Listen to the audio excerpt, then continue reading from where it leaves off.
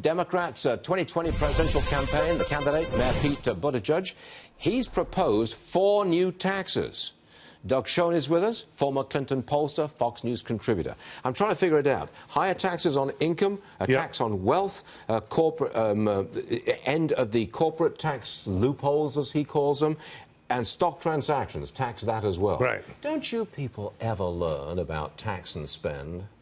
Well, look, I don't share the mayor's positions, but given that we just had a segment on milkshaking, people on the right, the fact that a Democrat came on Fox who has had many ideas that I think have galvanized America, the fact that he got a good response, a standing ovation, did well with Chris Wallace, to me overcomes the fact that he's wrong on taxes.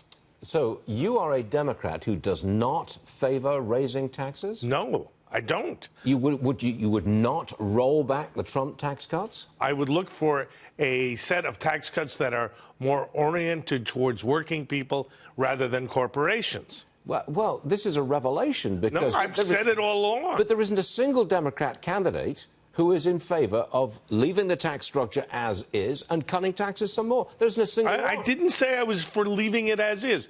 I said I would reorient the Trump tax cuts to make them more user-friendly for individual working-class taxpayers in Michigan, Pennsylvania, Wisconsin, Ohio. You get my point? Yeah, that's all politics. Yeah, I'm interested in prosperity for everybody. So am I. And a tax cut for individuals, as the Tory party has demonstrated over the years, is a very, very good thing. Oh, I'm glad you're with us on this one. I am. Let's see about I'm a Tory wet. Senator Kamala...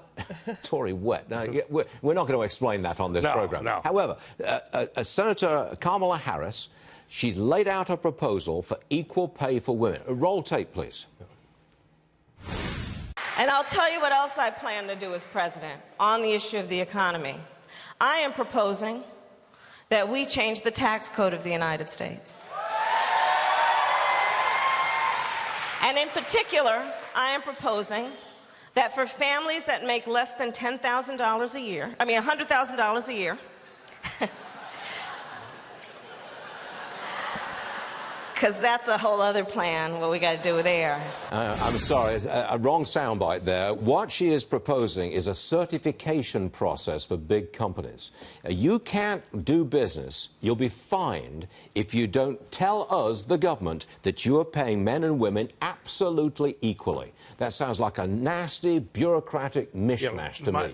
My fear is that we are so overreaching as a government into private matters, that this matter, which is largely, in my mind, going in the right direction, will lead to a government level of control and involvement that, frankly, is not healthy and is not constructive. It's just not the right way to go. It's not the American way. It's just not the right... You don't get growth like this. You just don't get it. No. You don't get fairness either. All you've got is a passel of lawyers and government bureaucrats deciding about employment policy and pay. Look, I'm pro-growth. I'm for lower taxes on working people. I am for trying to take advantage of what Trump has done, fix health care, do a deal on immigration.